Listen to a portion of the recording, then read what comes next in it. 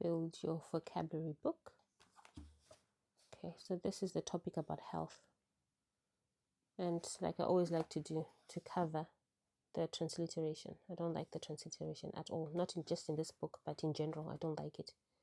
Because I noticed that how you actually pronounce the word and transliteration can vary greatly depending on where you're from and, other factors. So when you buy a book with transliteration, cover it and then don't use it. But the most important thing is to learn your Arabic, the letters, the harakats, and everything.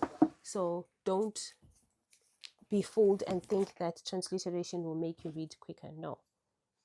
Go to basics if you have to. If you come across a book like this thinking, oh, I'm going to just memorize words, don't do that.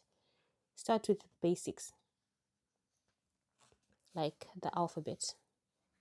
And then, the harakat, like fatha, doma, kasra, and, stuff like that. Don't just pick a book and try and memorize words. It doesn't work. Not in long term. Get the basics correct before you pick up books that are seemingly very difficult and you think it's made easy with transliteration. No, there's so much to do. You can spend as much time as you need to doing the basics. Okay, focus on the basics, the firm foundation before you pick up. And then when you do eventually pick up a book, you will find that transliteration is not good at all, from my opinion.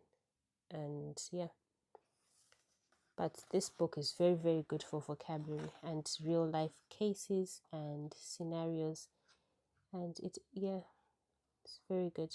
It's got everyday vocabulary that you can use. Thanks for watching and see you again soon.